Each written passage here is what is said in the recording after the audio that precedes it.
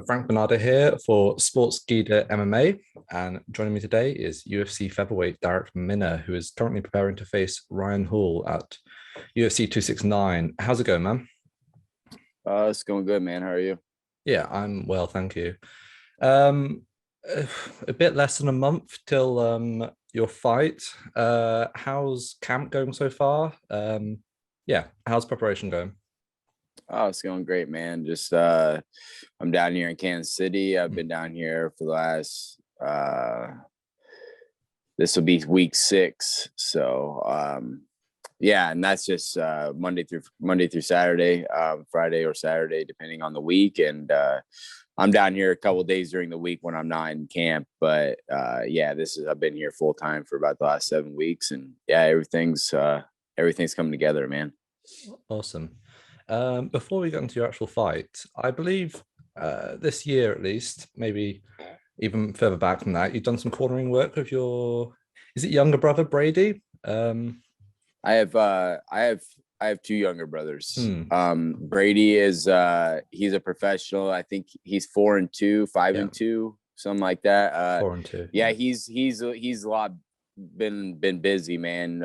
We took a couple short notice fights and stuff like that, getting him rolling. And then yeah, I got a little brother that's an amateur. That's I think he's 10-6 or something. So yeah. Yeah. So I suppose I had a look at Brady's record, and yeah, he's gone like I think, like you said, short notice fights, 3-1 in 2021, I think it was.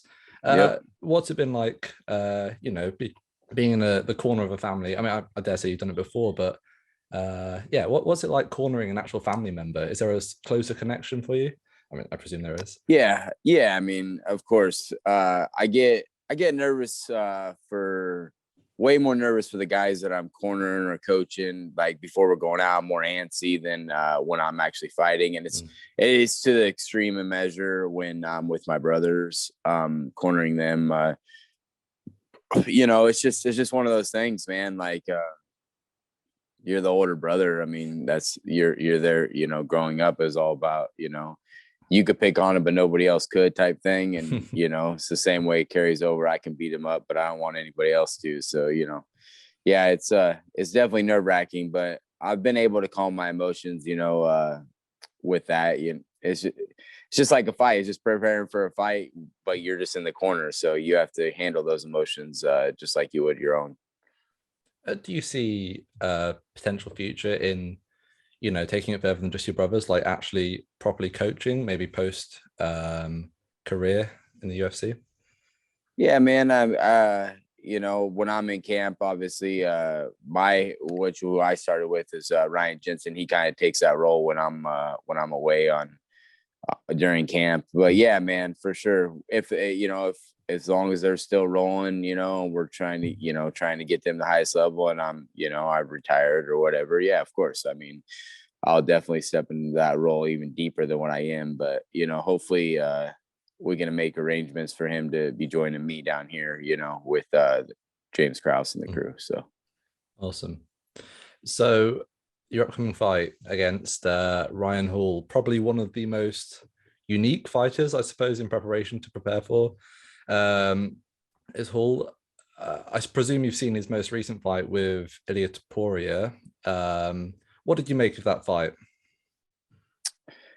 man, it's just even before that fight, watching Ryan Hall fight, you know what you have to do. And Taporia was I mean, stylistically, he was the first one to be able to do that. Mm, The guys that Ryan Hall's fought. Elkins stands still and marches forward. I mean, and does he's a scrambler and all that stuff, and he doesn't really move much. And so like Ryan was able to spin and catch him with them wheel kicks and pretty much hit him with the weird awkward style that he uses. But then Tapourier, a more like elusive, like in and out fighter, he was able to expose that. BJ Penn, he comes out and he has a good 2 minutes, and then he runs at him, and then he gets, he rolls and catches his ankle. So I think Tapourier was the first guy to be like, all right, well, this is what everybody knows we have to do. I'm gonna do it. And so he went out there and executed a great game plan and did really well. And caught him right on the button and put him out put him to sleep. Yeah. So yeah, I've definitely watched that fight a few times, and just it's definitely a great outline on how to stop the weird awkwardness. Even though I got the best game planner in the world in my corner, so it's one of those things. Yeah. You think it's especially telling that Topuria was actually able to finish the fight on the ground, especially with Hall known for his submissions off his back. Yeah, I think that Ryan's so elusive, and when he rolls and when he does that, you can tell that he was getting tired of rolling. Like, he was definitely started to breathe harder. He was in more panicky mode because he realized that this shit isn't a grappling match anymore. This shit is, this is a fist fight.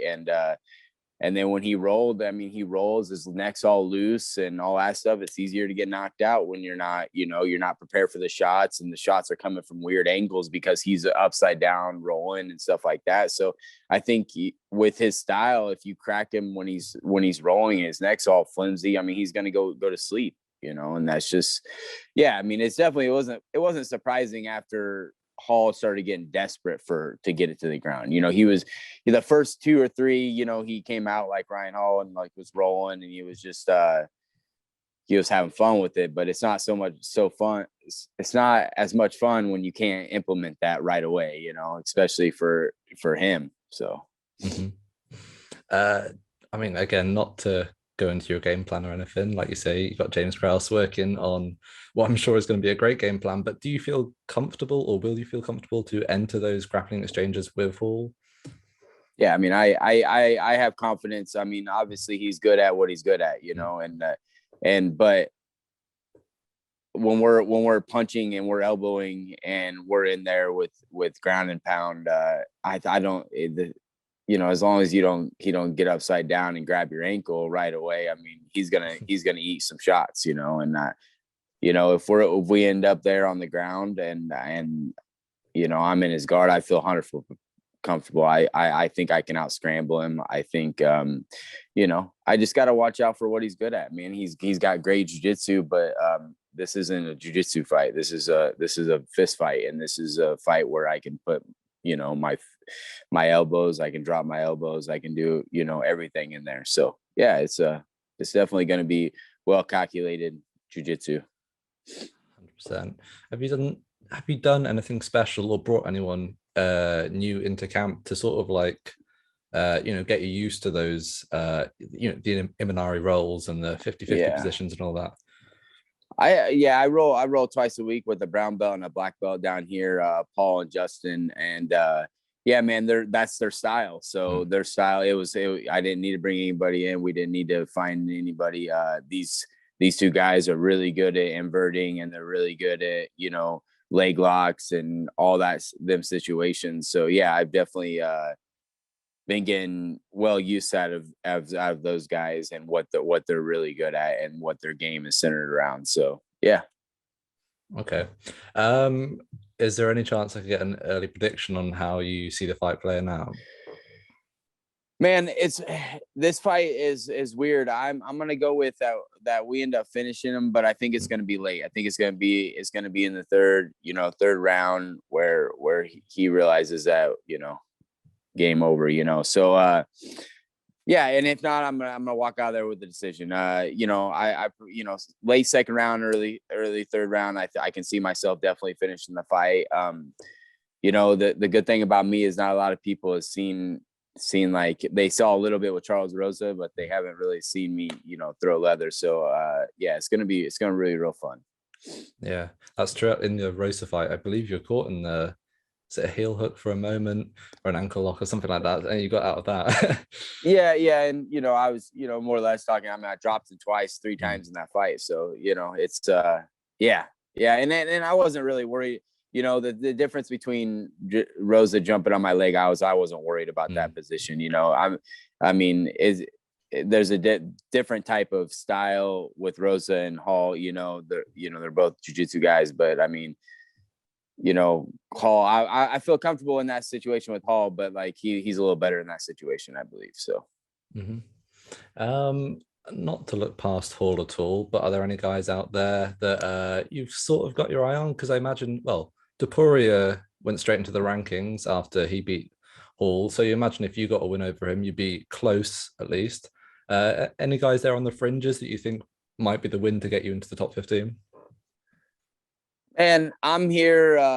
I'm here just to fight and fight who they tell me to. You know, as I have 39, 30. I think this is number 39 pro fight. I fight whoever comes along. You know, I'm not picky. You know, a lot of people say that, but in real life, you can look at my record, and I'm definitely not picky. I mean, so whoever comes next comes next. I mean, you got to beat them all. So 100%.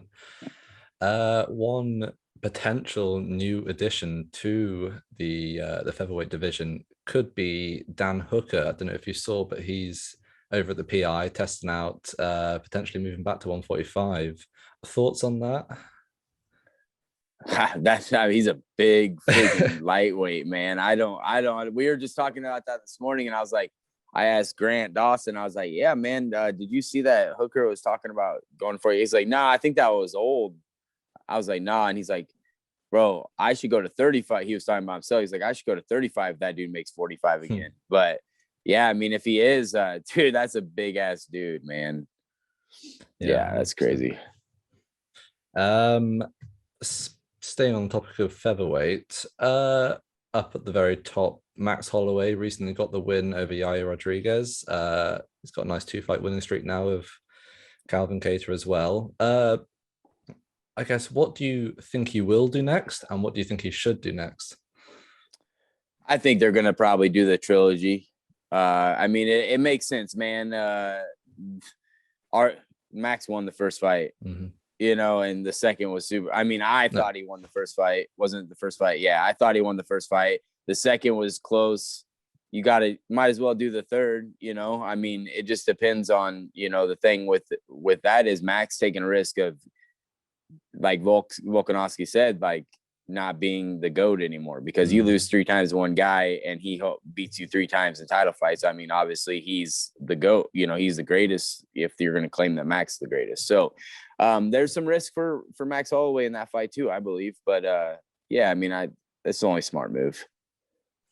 Do you reckon there's anyone else in that sort of immediate title picture at the top of the division, aside from Max, that could potentially dethrone Volkanovski? I mean, the only one that you can say is that hasn't fought is the Beat, right? But he's not even fighting. He's not actively fighting any, you know, right now. Yeah. I think Max and Volk have cleared out that top 5, top 6, 7 guys, right? I suppose you could say you've got Giga Chikadze coming up. Oh yeah, he's the sort of the big. Yeah. I mean, there. I mean, yeah, you can arguably make that fight with Giga and either one of those guys. I mean, you can have him fight Max too. I mean, you can arguably have that fight too. So, yeah, I mean, there's who knows. 100%. Okay, one last thing then. I seen on your Instagram that I think it was a month or 2 ago, probably just before you came into camp, you got to hang out with Jelly Roll, who an iconic rapper for those who don't know. What was that experience like? Man, it was a highlight of, you know, things I've got to do, things you know. Jelly Roll messaged me. I tagged him in something on Instagram after I had fought Charles Rosa, and I was like, I can't wait for his new album or whatever. And he's been my favorite for a couple years now. Like he's my favorite artist, and he messaged me right back like within hours and was like, man, I'm such a big fan of you. I watched your fight on Saturday, you know, like this is awesome. And I was feeling way better than he was, for sure. But he'll tell you not, because we talked about that. But yeah, man. And then we just messaged back and forth all the time and stuff. And then, you know, he came through on his tour. He came through Lincoln and he messaged me and had me, you know, VIP spot. We chilled out and got to hang out for a few hours, got to watch him live, you know, behind the scenes. And that was just, it was definitely a highlight, man. That dude is a real one. And he's really good dude, man. Yeah, that's awesome. And his whole crew is awesome too. You know, you get to hang out with the whole crew too, and they're great. So yeah, it was fun, man. I got to take my little brother Brady and then one of my buddies, and yeah, definitely will never forget that for sure. Awesome. All right. That's all I have for you today, Darrick. Thank you so much for your time. If there are any shout outs or social media plugs you'd like to give, the floor is yours. Yeah, man, just my team, my coaches down here at Glory MMA, my team back home, my home base is Premier, and all my sponsors, my family, my friends, and everybody that continues to support me along the way. Yeah, man, that's about it. So Awesome. Well, best of luck in the upcoming fight. thanks, brother. Appreciate it.